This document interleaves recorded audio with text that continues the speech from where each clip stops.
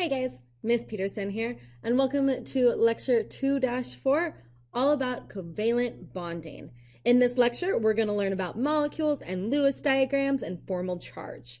This corresponds to AP Chemistry Topics 2.5, Lewis diagrams, and 2.6, resonance and formal charge, which we will be hitting again in the next lecture. For more information, you can see your textbook. Sections 8.3 through 8.8 are all about covalent bonds and molecules, and we'll be doing some skill builders and exploring some simulations to learn even more about this topic. So let's start with the basics. How does a covalent bond form? Okay, well, from our previous lecture, we know that covalent bonds form between atoms with similar electronegativity values. Okay, and this typically happens between non-metal atoms. In a covalent bond, atoms share their electrons in order to obtain 8 valence electrons, that noble gas configuration that is really stable, that NS2-NP6 configuration. Typically, each atom will donate one of its unpaired electrons to create that shared pair between the atoms. Let me show you what I'm talking about here. Say we have 2 atoms of chlorine. Chlorine, you'll remember, has 7 valence electrons, so it looks like this when we do its structure. Okay, now when we do those Lewis dot structures, it doesn't matter what side of the atom you put the dots, as long as you have you don't have any paired up before with an empty side. So if I picture my 2 chlorine atoms like this, what's going to happen here is these unpaired electrons in the 2 chlorine atoms are going to create that shared pair, and our compound becomes Cl2. Okay, those 2 lone electrons become a shared pair. Same thing would happen with hydrofluoric acid. We have hydrogen with 1 valence electron and fluorine with 7 valence electrons. So this one and this one will create a shared pair, and then we have HF. Okay, cool. Okay, cool. So just a little bit of vocabulary. When we say the word molecules, we mean covalent compounds. That's what the word molecule means. The thing that holds these covalent compounds together is that concentration of electron density between the nuclei, okay? That causes that attraction. It all goes back to Coulomb's law, like everything in chemistry. Now, molecules consist of both the shared pairs of electron, those are the bonding pairs, and then the lone pairs of electrons. Those are localized on a particular atom, okay? For example, all of those electrons on fluorine in our hydrofluoric acid only hang out around the fluorine atom, where the shared pair hangs out around the hydrogen atom and the fluorine atom. Okay, cool? Okay, cool. Now, there are 3 different types of covalent bonds, and what type of covalent bond it is based on how many electrons those 2 atoms share. For example, the ones that we just saw up here are both single bonds, okay, that have 1 shared pair, which is 2 shared electrons, okay? They have a bond order of 1, and we call that a sigma bond. Then we have 2 shared pairs, which, you guessed it, is a double bond. Okay? Now, double bonds are made of 1 sigma and 1 pi bond. Triple bonds are made of 3 shared pairs. So that means that there are 6 shared electrons occupying that space between the atoms. And these ones are formed from 1 sigma bond and 2 pi bonds. So what do I mean with this sigma and pi bonds? I'm going to go ahead and show you guys with a model. So here is my model of 2 atoms that have p orbitals. Okay, you guys can see here I labeled it. Remember, p orbitals are like those infinity signs, and we have one along the x-axis, that's my px here, one along the y-axis, that's my py, and then one along the z-axis, that's my p sub z. Each of these orbitals we know can fit 2 electrons. Okay, so a sigma bond is what happens when atoms bond along the axis of the 2 elements. So that would be, I use these white balloons to show that orbital. When they overlap, we get a sigma bond. So that sigma bond is the shared pair between those 2 electrons. Now, you guys can kind of see how these p orbitals on top and bottom of that might also overlap. The ones that are not on the plane of where the atoms are, but above and below it. That's what creates the pi bonds. So if these purple orbitals were to interact and overlap, they would create a pi bond. Okay? Bonds. Yay! Now, a sigma bond can be formed from the overlap of a p orbital, like I just showed you, or an s orbital. And they're actually stronger because there's more overlap than the pi bonds. But a pi bond will never occur without a sigma bond occurring first. So the combination in the double and triple bonds is of course stronger than the sigma bond by itself. Okay? And you guys can see that represented in this image as well. So when we describe the bonds, just like we were doing for ionic bonds, we're going to talk about the bond energy and the bond length, remembering that the bond energy is the energy required to break a bond, and the bond length is the distance between the 2 nuclei. So I have a table here of some bond lengths and bond energies, and I want to look at some patterns. Which bond do you think would have a greater bond length? A bond with a bond order of 1 or a bond with a bond order of 2? Well, if you have more overlap, you're probably closer together. Okay, so the 2 would be closer together. The farther apart one would be a bond order of 1. Okay, only a sigma bond. So less kind of like you only have that 1 shared pair in between, not the 4 shared electrons. So less attraction, okay? And you can see that here in the example between the carbon atoms, okay? A carbon-carbon singly bonded together will have a bond length of 0.154 nanometers, where a triple bond goes all the way to 0.120 nanometers. So significantly closer. Well, relatively significantly closer. Would single or multiple bonds have more energy? Well, which one do you think is going to be harder to break? The 3 bonds or the 1 bond? Obviously, it's going to be the 3 bonds. So, the multiple bonds. And again, we can see that in our carbon energies. A singly bonded carbon only requires 331 kilojoules per mole to break, where a carbon-carbon triple bond requires 812 kilojoules per mole to break. So which bond would be shorter then? A high energy bond or a low energy bond? Well, it's all the same pattern, and it'll be the high energy. Okay, those are going to be your double and triple bonds that are going to be a lot stronger than your single bonds. Now, every now and then, you might see a coordinate covalent bond. Okay, these rarely come up, but you might be presented with one, so I don't want them to be unfamiliar to you. Basically, a coordinate covalent compound is when an atom, such as nitrogen or phosphorus, share a lone pair with the other atom.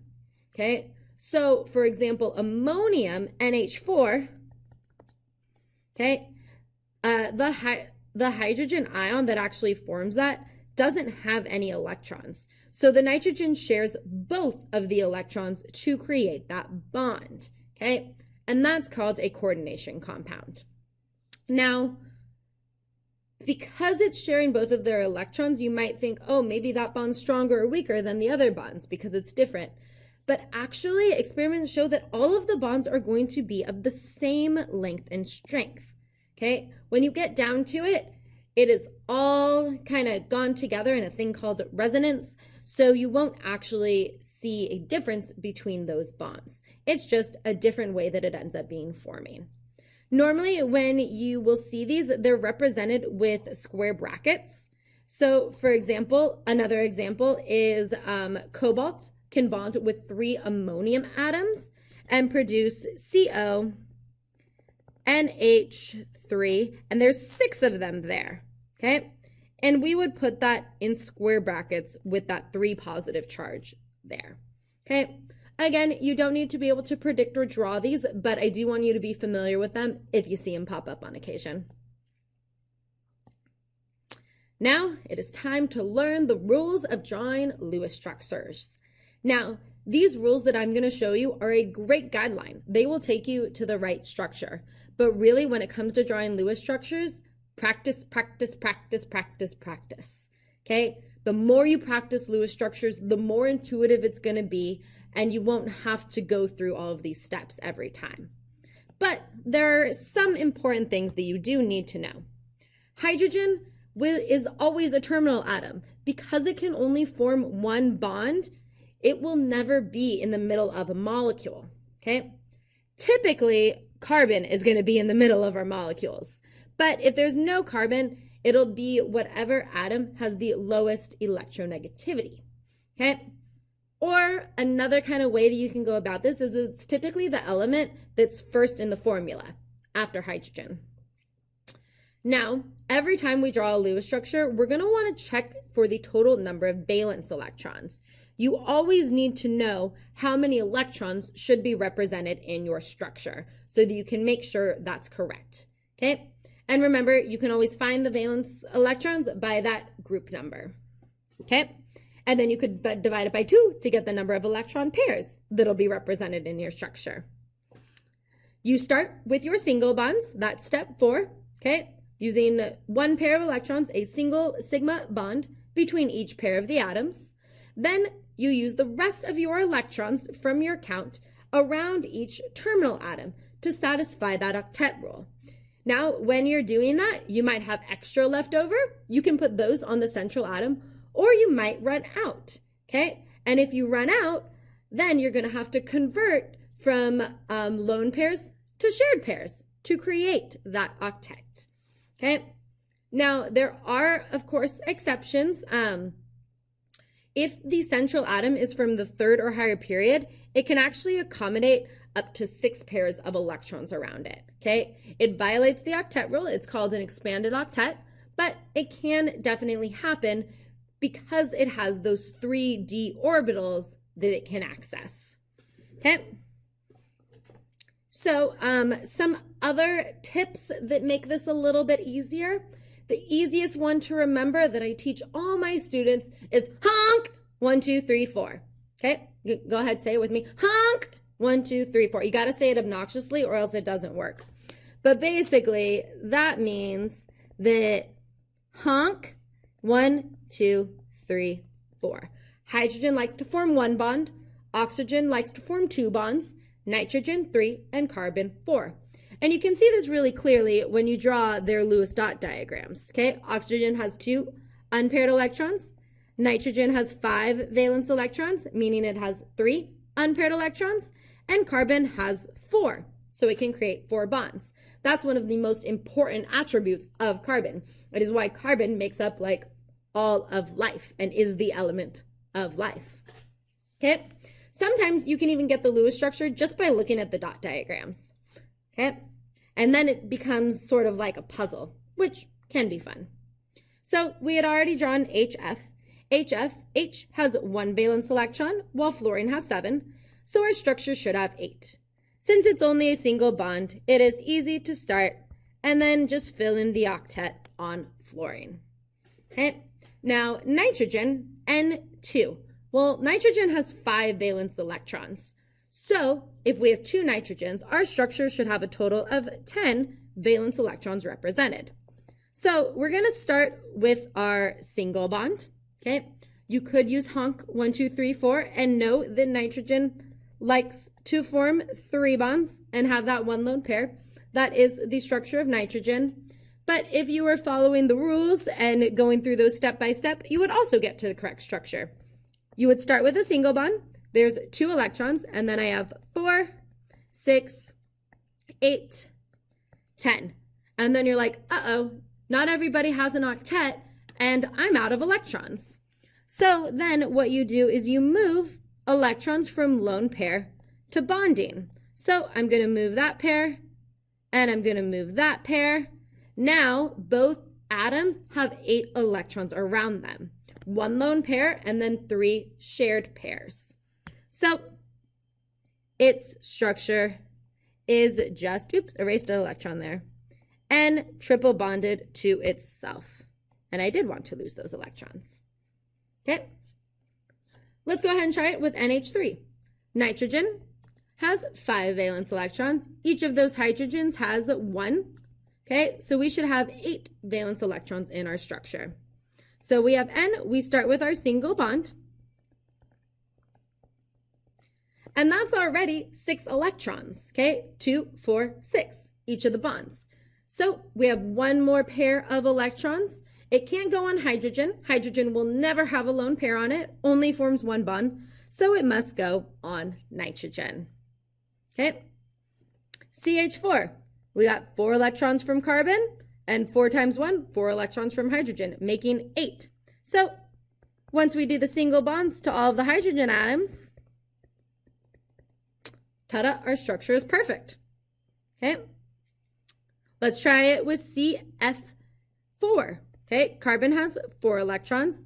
Each fluorine atom has 7, so we have 7 times 4, which is 28, for a total of 32 electrons in our structure.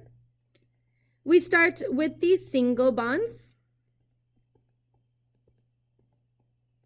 Okay, and then we add in our lone pairs. We have 2, 4, 6, 8, 10, 12, 14, 16, 18, 20, 22, 24, 26, 28, 30, 32, and boom, I run out just in time to have everybody have that octet. Okay. Now let's go ahead and try a slightly harder one. We have formaldehyde here, which is CH2O. So we put our C in the middle, we put our hydrogens with single bonds, and we put our oxygen with a single bond. We should have 4 plus 2 plus oxygen has 6, so we should have 12 total electrons in our structure. Right now I have 2, 4, 6, 8, 10, 12. There's all of my electrons, but we're not done yet. That carbon doesn't have an octet. We know carbon likes to form 4 bonds. So we're going to move one of these lone pairs to a bonding pair. And then we have our structure. And I like moving those over to make it a little bit more symmetrical looking. Okay, cool. Okay, cool. Now, let's go ahead and look at some examples of Lewis structures that violate the octet rule. So, some of them are expanded octets, like PCl5. Phosphorus has 5 valence electrons, and it's in that 3rd row, so it can have an expanded octet. Okay, this one is easiest. I think it's easier to see it just using the puzzle method. We know chlorine has 1 unshared pair, so it likes to form 1 bond.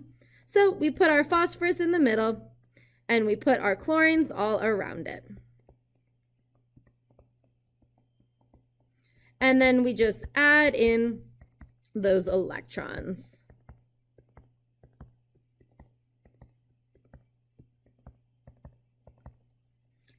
And That's phosphorus pentachloride. Okay, cool. Okay, cool.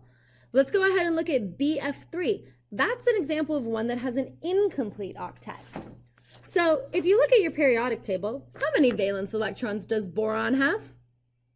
Well, boron's in group 13. It only has 3 valence electrons. So in its structures, it often only has 3 bonds connected to it.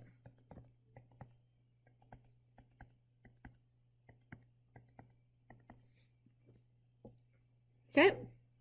Now, sometimes you'll get weird formulas that have odd numbers of electrons, like this one for NO2, nitrogen dioxide. Nitrogen has 5 valence electrons, and then we have 2 oxygens which have 6 each. So that's a total of 17 electrons. So let's go ahead and see how this structure might work out. Okay, we have our N in the middle with our 2 oxygens, so that's 2, 4, 6, 8, 10, 12, 14, 16, 17. We have 1 more electron. Both of these oxygens already have an octet, so I'm going to put it on the nitrogen. And you might be looking at that structure and going, nitrogen's still really far from an octet. It only has 5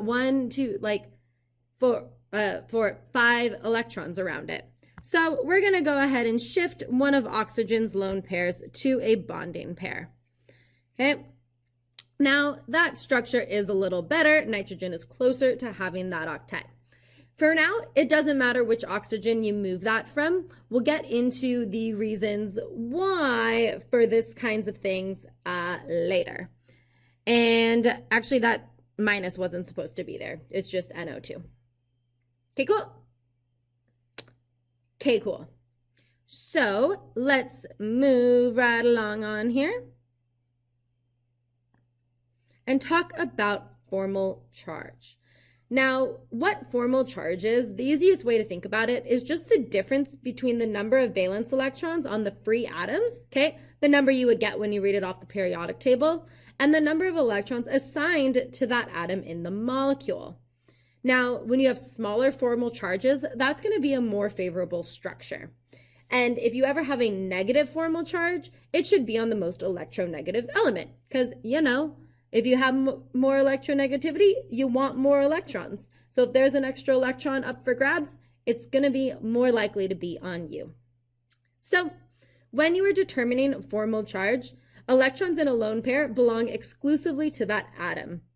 But then you only count half of the bonded pairs, okay? So even though when we count it up for an octet, we count both electrons as belonging to that atom, when we're doing formal charge, we only count one of them because it's only going to be around that atom about half the time, okay? Now, the formal charges on all of the atoms must sum to 0 or be equal to the charge on the ion. So if we look at these 2 possible structures for carbon dioxide, okay, in this structure, that's the structure that you've probably seen before. That is the Lewis structure for carbon dioxide. But this structure, there's nothing inherently wrong about it. Okay, all of the atoms have the octet. It has the correct number of valence electrons, but it has some formal charge. So oxygen typically wants 6 electrons, but in this one, it has 1, 2, 3, 4, 5, 6, 7 assigned to it, giving it a formal charge of -1. The carbon still has 4, so that one has 0. And then this oxygen has only 5 electrons assigned to it, so a formal charge of +1. The formal charges still add up to 0, so it is a valid structure, but it's just not the most favorable because of those formal charges. Okay, so let's practice that. Right here, I have 3 different structures for the thiocyanate ion, which is SCN-. For each possible structure, we're going to determine the formal charge on the atoms. So, sulfur, okay, is in group 16, so it likes to have 6 valence electrons. In this picture right here, it has 1, 2, 3, 4, 5, 6, half of the bonded, so 7, meaning that this sulfur has a formal charge of -1. The carbon wants to have 4, and it has 1, 2, 3, 4. So its formal charge is going to be 0. Okay. Nitrogen likes to have 5 valence electrons around it, and it does have 5. 2 lone pairs and then 3 bonds. So 3 plus 2, 5. So it has a formal charge of 0. Okay. And we want it to have the total to be -1 because it is a SCN-1 ion. Okay. What about this structure? Well, the carbon didn't change, so its formal charge is still 0. But now the sulfur has 1, 2, 3, 4, 5, 6 electrons around it, okay, which it wanted. So it has a formal charge of 0, which must mean that that -1 charge is on the nitrogen atom, which makes sense. Nitrogen likes to have 5, and here it has 1, 2, 3, 4, 5, 6 around it, giving it that formal charge of -1. Let's look at one more option. This one has the same carbon, so the carbon's still happy. It has a formal charge of 0. This sulfur has 1, 2, 3, 4, 5 on it, so a formal charge of 1, okay? And then this nitrogen wants to have 5, but it has 1, 2, 3, 4, 5, 6, 7 around it, giving it a formal charge of -2, okay? So of those structures, which one is the best? Well, it's not going to be this one, okay? That one has more formal charge than the other ones. So then we're left with these two. Now, this actually gets into an idea called resonance, which we'll be talking about more in our next lecture. I guess if we were looking at this, we would say, hey, which one has a higher electronegativity? But sulfur and nitrogen actually have very similar electronegativities. So these two structures are actually going to be in resonance with each other, meaning the electron isn't just on one. Not one of those structures is correct. The correct structure is somewhere in the middle of them. And like I said, we'll talk about that more in our next lecture. So the structures that are the most stable are this one with the triple bonded 2N, and this one with the 2 double bonds. Okay, cool. Now, let's talk about 2 possible Lewis structures for xenon trioxide, an explosive compound of xenon. Which Lewis diagram would be most appropriate due to formal charges? Okay, so xenon, if you just look at it right here, it's a noble gas, but it's a noble gas that bonds. It's got lots of d orbitals. It even has some f orbitals because it's in that 5th row, it's in that 5th row. So it can definitely have an expanded octet. And then you guys might remember that oxygen likes to form 2 bonds. So one possible structure is to do an expanded octet on xenon and have all of those electrons bonded. Okay, how many electrons should I have? Well, xenon has 8 and oxygen has, nope, not 7. Oxygen has 6 times 3, so that's going to be 18. We have 18 plus 8, so our structure should have 26 valence electrons. In this structure so far, I have 1, 2, 4, 6, 8, 10, 12, and I'm going to go 14, 16, 18, 20, 22, 24. I still have more electrons, and all of my oxygens have an octet. So that xenon is going to get another pair. Now, that is a super expanded octet for xenon, but it has those D and F orbitals, so it can actually handle it. But let's go ahead and prioritize xenon in this next structure. Say we have xenon in the middle, and we do single bonds to all of the oxygens. Okay, so 2, 4, 6, 8, 10, 12, adding electrons till the terminal atoms have their octet, 12, 14, 16, 18, 20, 22, 24, 26. So the xenon still ends up with 2 electrons on its central atom. But this time, it has an octet. So maybe that's a good thing. Let's go ahead and calculate our formal charges. So in this one, all of the oxygens are the same. They have 1, 2, 3, 4, 5, 6 electrons around them. That's how many they like to have, okay? So they are all going to have a formal charge of 0.